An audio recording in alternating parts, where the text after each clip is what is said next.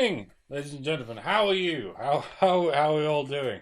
Are we having a good time pretending any of this is real? Acting like this new normal isn't the very same normal through which we space lepers have been operating this whole time. It's okay, it can be real and surreal at the same time. Touch my hand! Touch it! Touch it through the screen. We can do this! Can we? Is that still legal? Or has it been banned now, just in case? If words count as violence, that can count as violating social distancing, right? Alright, never mind. Allow me to introduce myself. I am Dr. Randomercam. I am not a doctor, and that is not my name. But this is my job. Namely, flapping my lips noisily in front of a recording device in the hope of highlighting what can be achieved, for better or worse, by flapping one's lips in front of a recording device. I'm doing this particular presentation for the sake of ICMI20, and I am known for occasionally broaching the subject of MI to the disdain of many, and I will get around to that at some point, and perhaps to some of the other things one can't quite avoid talking about in the year of our Lord 2020. But I'd like to start by attempting to explain that disdain to which I just alluded, and a series of mistakes that might lead to it. Allow me to demonstrate a mistake. A lot of you will already recognize this graph.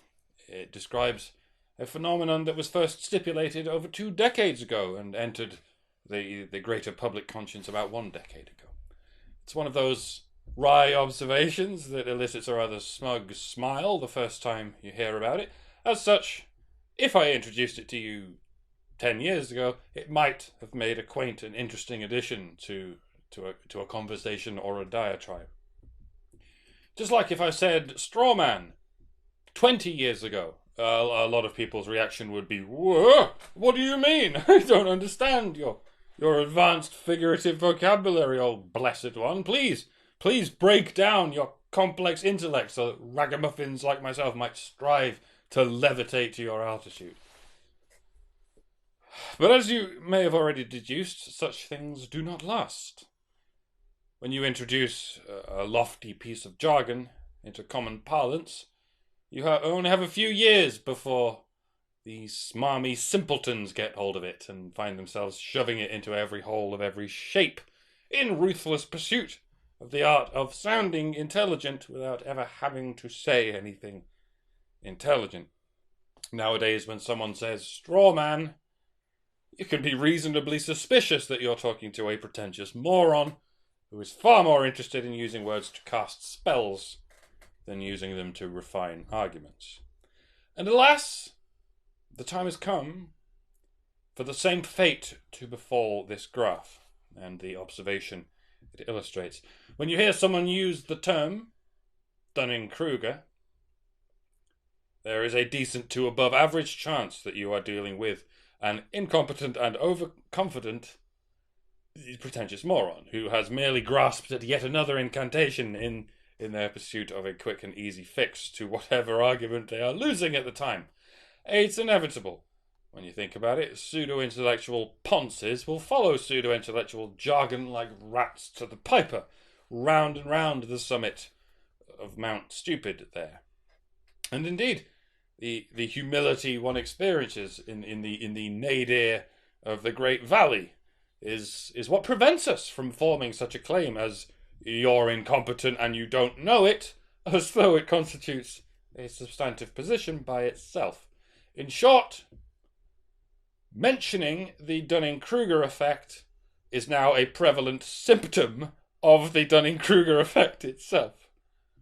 It's what I call a homological slur. Unlike an ordinary homological word, it doesn't describe itself as a word, it describes its user. It conclusively indicates a characteristic of whosoever delivers it. By its nature, it comes preloaded with its own "know you."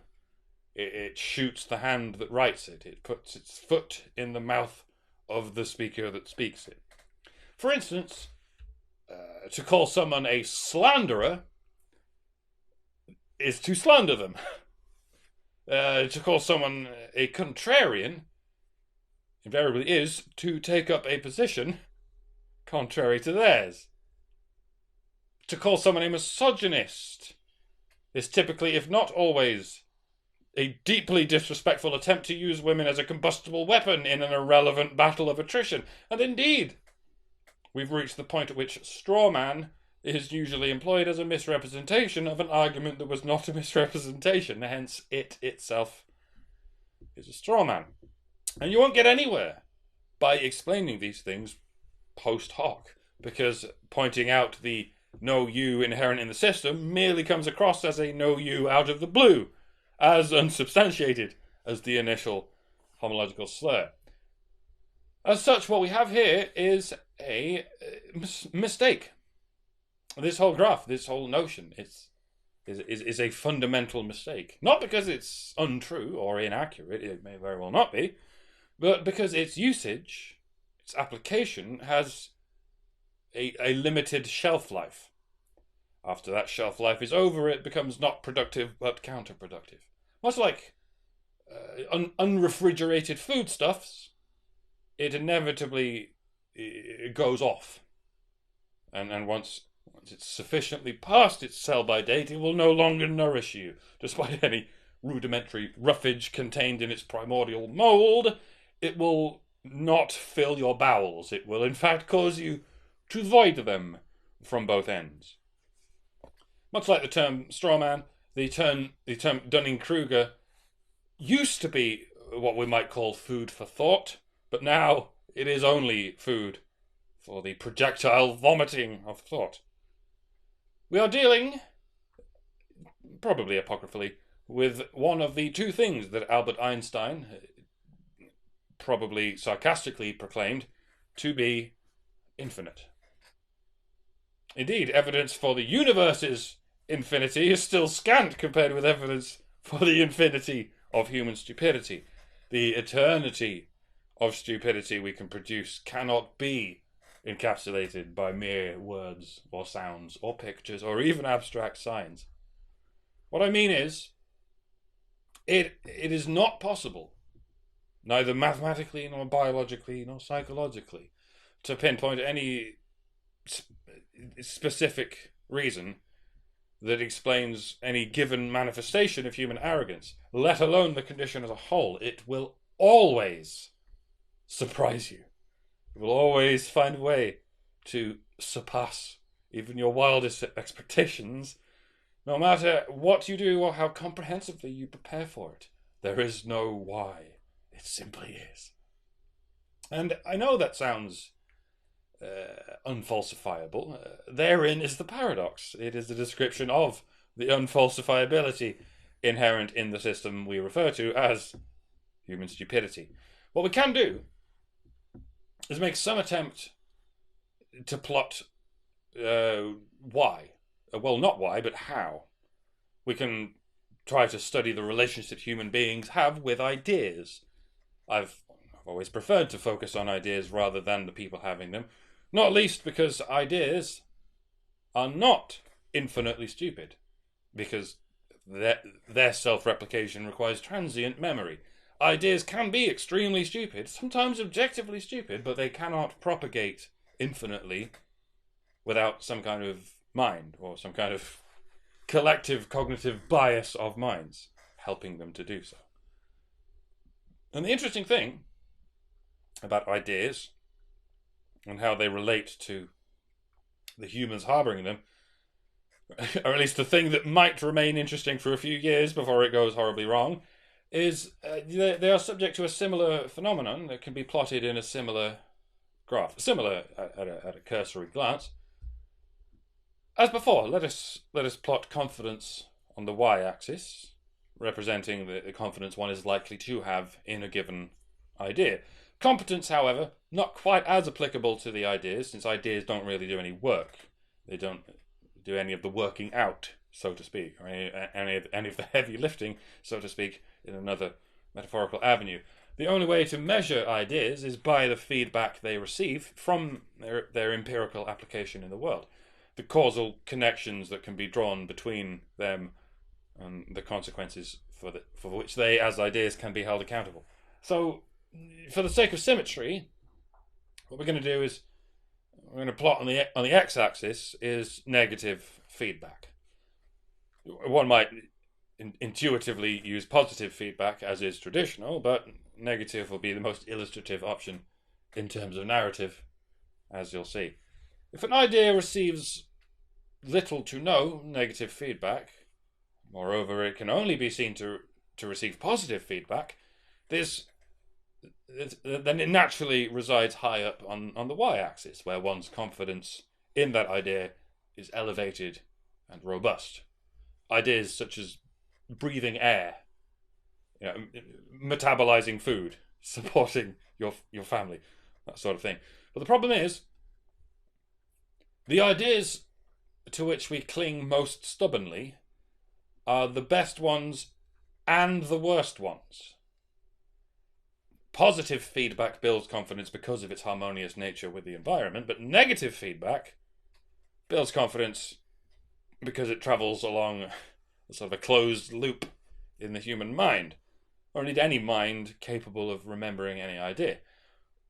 Once you're above a positive threshold with a prosperous and felicitous idea, it becomes fantastical to even consider abandoning it. And once you're above a certain negative threshold with a cruel and irrational idea, it becomes increasingly impossible to admit just how cruel and irrational you've been.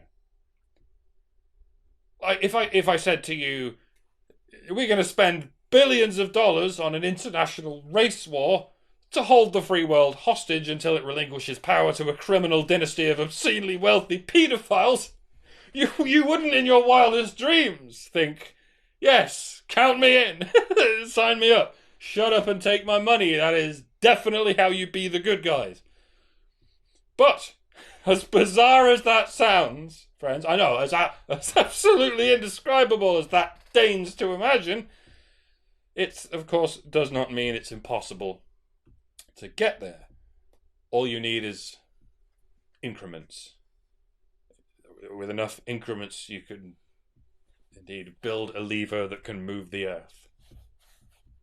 Lever, if you prefer. If I said to you, we're going to kill more black people in one summer than the police have killed in 35 years, you might not be on board with that idea. But if I said to you, let's avenge the death of a black man, great. Protest in the streets over it? Yeah, sure, why not? Even though there's a lockdown going on? Yeah, it probably doesn't matter. Whoops, a lot of our protesters are carrying out violently deadly riots and lootings. Wait, what? Am I partially responsible for that? Yeah, no, there probably aren't any riots. We need to lie through our teeth that the people we're explicitly trying to oppress are actually the ones doing the oppressive rioting? Well, that's obviously not even happening. All we're doing is avenging a black man's death. I remember. We killed scores of black people. Censor! Cancel. Nothing means anything anymore. Shut it down. Like, if you don't want kids taking drugs, that's a good idea. So you ban drugs. A generation or two later, everyone's taking way more drugs than before, especially kids, and countless people are in prison for victimless crimes. Do you end the drug war? When it becomes definitively clear that it has not just failed but made the problem worse. Do you bite the bullet and go back the way you came? God, no. That would be to admit how royally you screwed everything up for everyone. So you carry on arresting and shooting people, and you just blame it all on whiteness or something. You don't abandon the old unbelievably bad idea. You just plaster another unbelievably bad idea over the top of it, and then never abandon that either. And that's what I intend to illustrate by plotting essentially the same graph as the Dunning-Kruger effect, but horizontally flipped and conceptually extruded. This is what ideas are exhibiting while human beings are exhibiting the Dunning-Kruger effect. I call it the Cunning do-gooder effect, just because it's funny.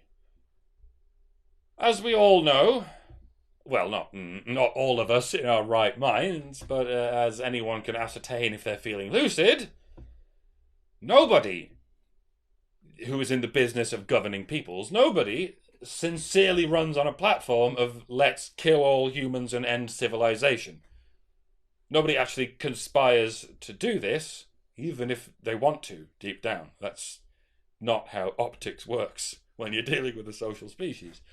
We're dealing with something that transcends people and transcends their agendas, individually or collectively. It's an organic process within that framework that we are able to observe as it evolves. It's less like an object and more like a hole in the Overton window, as it's often called. It can start with what seems like an unassailably good idea and ends with what seems like an indefensibly bad idea. For a more detailed and perhaps pertinent example, stage 1, protect women. Obviously a good idea. If you've any interest in maintaining the family or indeed the species, it's a good idea to protect each other. This most definitely includes women, not least since they are the reproductive bottleneck to this thing we call maintenance. It's not just logical, it's biological. Next stage, the protection of women should be enshrined in law. I suppose if law is a thing and stage 1 is a thing, it would make some sense that they would be a thing together. The law seems to make the occasional mistake, but that's probably to be expected. Next stage, protecting men is contrary to protecting women, therefore is immoral. Well, it kind of sounds like a zero-sum game, but the reproductive bottleneck is still a factor, so maybe. Next stage. To advocate for men's rights is to advocate against women's rights, therefore it should be a hate crime. Well, it seems arguing against this clause would be illegal according to this clause, and I'd really rather not do anything illegal. Next stage. Masculinity is pathological and needs to be socialized out of us at an early age. Well, effectively, we've already started doing that, so clearly it is possible. Next stage, kill all men. Well, this is clearly just a joke. Stop being so fragile. Next stage, kill all men. This is not a joke. Well, men killed women first, so it's only fair. Next stage, there is no next stage. We just killed the species. This is what the drop-off represents. The sudden sharp plummet that turns an ordinary Chelsea smile into a scene from a Hannibal Lecter movie. Confidence is something that you can hold on to until the last dying breath of your civilization, but not a moment longer. Indeed, just before the death of the very last non-binary post-genital woman on Earth, she will probably look up at the stars and shake her fist and say, "This is all men's fault." It's a slow boil, relatively speaking, at least relative to evolution, but it starts with keep humans alive, and before you know it, you've got all the way to kill humans dead. All because of that tiny grain of biologically normal gynocentrism, snowballing rapidly as it tumbles unchecked down the hill. A little bit like a sort of brachistochrone curve, but with this mysterious attractive force at the other end that pulls it all the way up. And when you reach the dark end, you're at the stage where you're not just being indescribably cruel to a targeted genetic group, you're being indescribably cruel to anyone who isn't being indescribably cruel enough to that group, or anyone who even suggests that this is cruel. and might not be a 100% morally perfect idea. You need to do this in order to keep that belief going. Now that there's more negative feedback than positive feedback, you have to generate your own negative feedback. That's where you get very emotional and very acerbic. And it's obviously exhausting, keeping it all up. Now you have to insult people and tell yourself you're righteous for doing it. And that's already difficult to admit having done once you've started doing it. Where you used to meet challenges with a steadied hand, you find yourself resorting more and more to sheer anger and frustration and bizarre conduits of language where everything becomes rather deformed, and even 2 + 2 = 4 is politically incorrect. As if politically incorrect wasn't already a nonsensical way of describing anything. This is where you have what we call a belief that you cannot be reasoned out of, even if you were indeed reasoned into it. At this stage, there is only one thing that can bring you out of it, and it's the petard of your own selective memory, which is itself generally a working component of the cunning do-gooder effect. If it's left long enough, and everyone else around you abandons that idea, and it becomes indisputable that the whole thing is a catastrophic failure, you might find yourself conveniently forgetting that you ever believed it. I never thought feminism's just about equality. I never thought communism's just about sharing. I didn't believe the government. I never believed the government. Only idiots would do that. Yeah, look at those idiots. They're not me. When you're that far gone, the only thing that can save you from the black hole is the memory hole. You might already have no idea how much unforgivable stuff you've done in your life that you simply don't remember, simply because you'd rather not. It's not quite like PTSD. It is a defense mechanism, but it's a very slow one. If you have a memory of being abused, the mind can block it out rather quickly. But if you have a memory of you being the abuser, the mind can block that out too, but it takes a long time, possibly years, and only after it even occurs to you that you were the abuser, that you were not in fact doing the right thing. And what's more, what's all the more sinister, there is an event horizon, a fever pitch you can reach, where the anger with which you respond to challenges is so impulsive and so dismissive that it firewalls any possibility of contradictory information, nor will it ever let you forget.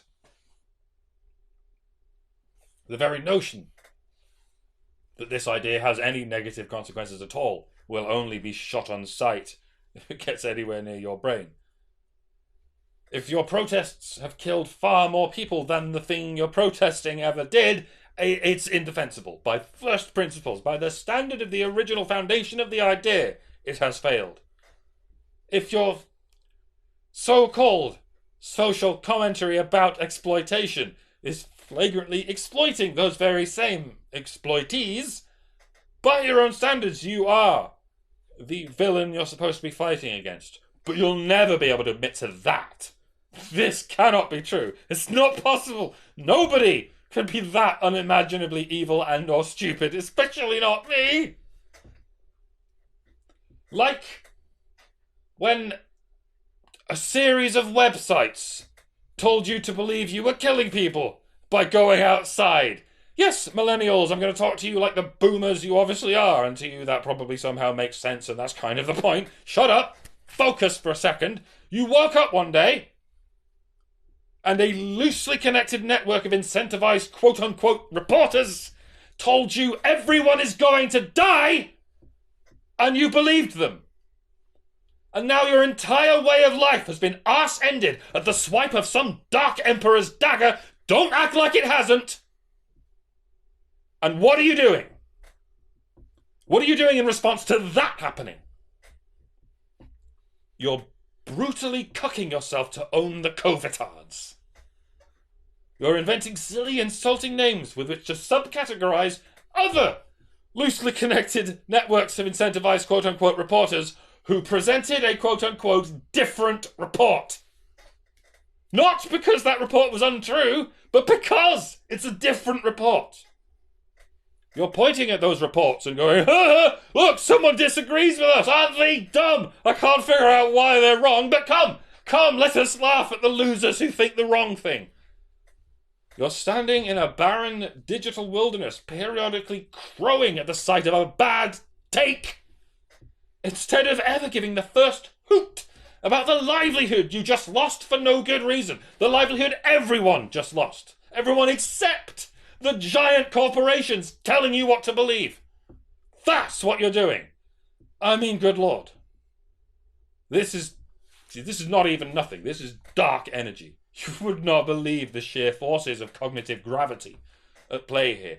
Once you're standing up at the summit of Mount Woke, that cognitive gravity has more control over you than physical gravity. And you would sooner stop believing in the theory of physical gravity than stop believing in the dark forces of this insidious idea. And this is where, in a way, it's right to say that it should all come down to the principle, yet it's also right to say we should subject these capricious lawmakers to the consequences of their own capricious laws, or else they will never learn.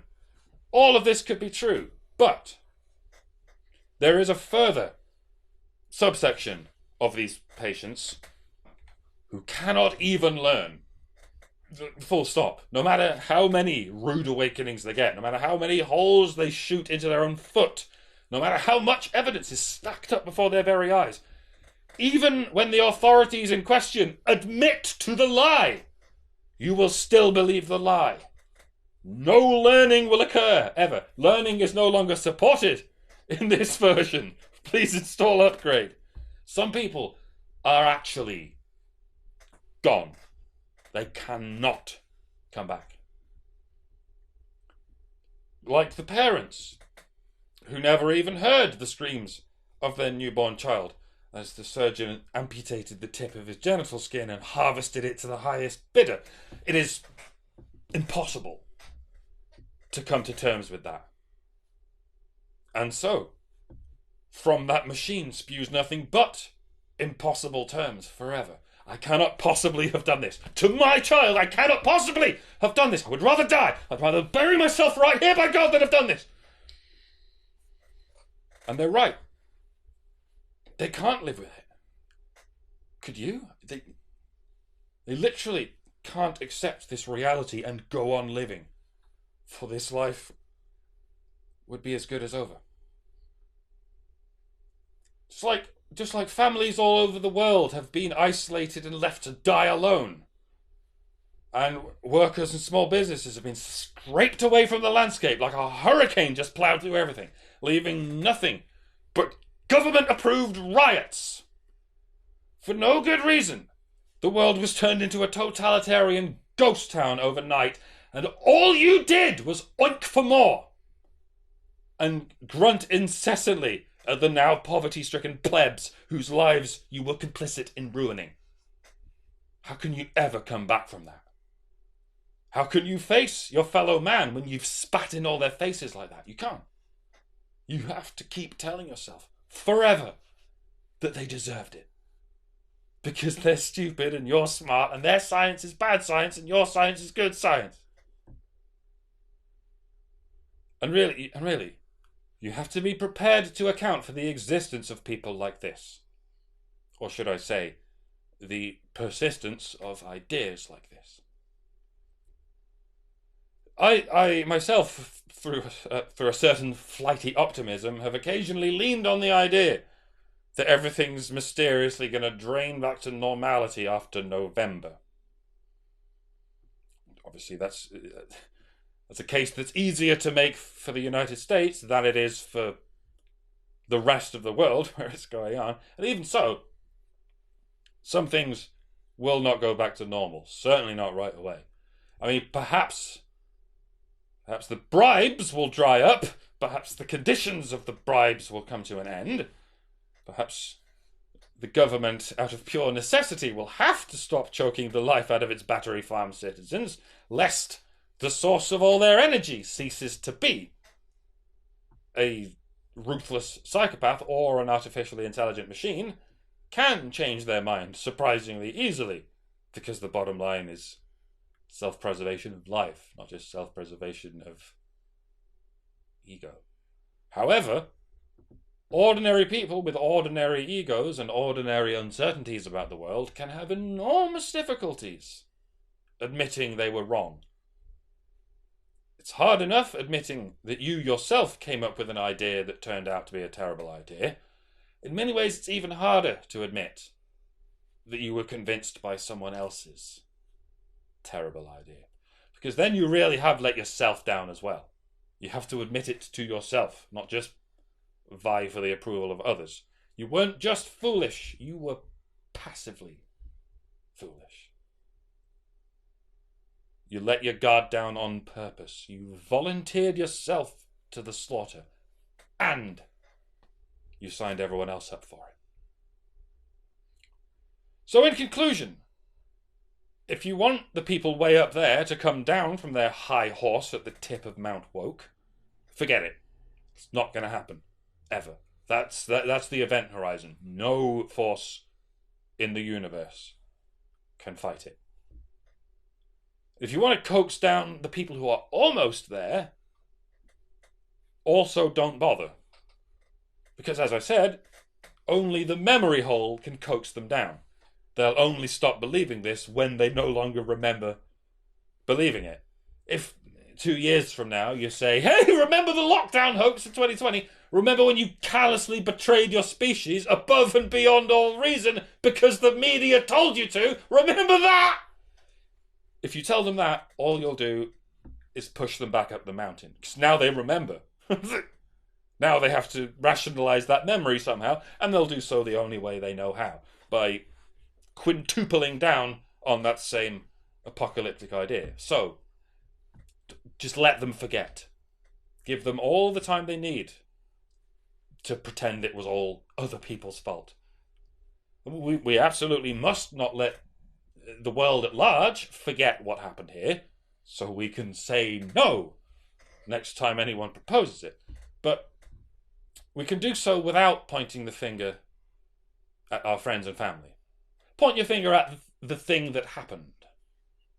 Maybe 5-10 years from now, we can agree on some kind of story. Like it was just the authorities being authoritarian as they do. None of us fell for it. No. It was all Trump's fault. I think, and that's you know it's still a blatant lie, but that sort of thing might be the only way we'll ever get our friends back from the black hole at the top of the mountain. So yeah, patience, brothers and sisters. Be gentle with the infected. They're going to be very sensitive and volatile for some time, and in some cases, forever. As such, this graph, the information I've constructed for you, is dangerous information. Because once you understand that this is how the system works, you are able to abuse it. Much like telling someone how easy it is to start wildfires, or how to build a bomb, it may be dangerous information, but it's also potentially useful information, because it might help explain what's going on, and maybe even lead to its curtailing in some way. However, as I said earlier, we're already long past any theoretical point at which mentioning the Dunning-Kruger effect is at all likely to change anyone's ways, and make them go, oh yeah, I see now, I'll be less blindly overconfident in future. Not going to happen. You won't be giving them a life lesson, you'll only be giving them ammunition to keep firing in the same direction. I'm not Dunning-Krugering, you are! So making a meme out of the Cunning do-gooder effect will not work either. It will just run aground in the same way. So don't bother, honestly. Bear it in mind. Bear in mind how it works, by all means, but don't go thinking you'll get through to anyone by saying, oh, that's a proper bit of a Cunning do-gooder right there, my friend. Boy, you really need to shape up. You really need to get with it. It's not going to happen. again, all you will do is push them further up the mountain, because it'll just jog their memory when the only helpful thing they can do is forget. Hey, maybe the most helpful thing you can do with the cunning do-gooder effect is forget it. Consciously, anyway. Maybe it's the kind of thing that's best left up to the subconscious. Maybe the safest and most prudent thing to remember is simply some kind of vague moral sentiment that confidence is not necessarily a universal good. Confidence is a two-sided coin. One side keeps us in essential habits. The other side is poised to choke us all to death at any given opportunity. Beware confidence. If you want to build it, try building it using facts and reliable statistics and graphs that plot something that you even measured. Not just made up rhetorical devices like this gobbledygook I've been showing you. Have the confidence, friends, to doubt your own confidence. And by all means, trust people. Trust some people some of the time. Life is much better when you have people you can trust. But never, friends, never trust an idea. No matter how good it seems in your head, it's just an idea. It's just a virus. It doesn't care about you. And the machine network of abstractions it builds between people doesn't care about those people. Don't put any degree of care into a machine that doesn't care about you. It's just a black hole, just a dead piece of the universe. You create the black hole by throwing your care into it, by throwing your trust into it, by throwing your confidence into it. So yeah, don't trust this idea. This idea will also eat you, given half the chance. Don't trust anything I'm saying. Don't trust anything I've ever said. You don't know me. You don't have to live with me. To you, I am just... That's right, an idea. Thank you very much for listening to the show. And listening to the slow, boring self-destruction of this rather dodgy and vacuous idea. Do your best to forget everything I've just said, and indeed everything I've ever said. Your subconscious will do the rest. I've been Dr. Randomercam. No, I have not. Goodbye, and be happy for as long as such an idea can last. Enjoy your lives, friends, if you feel like it.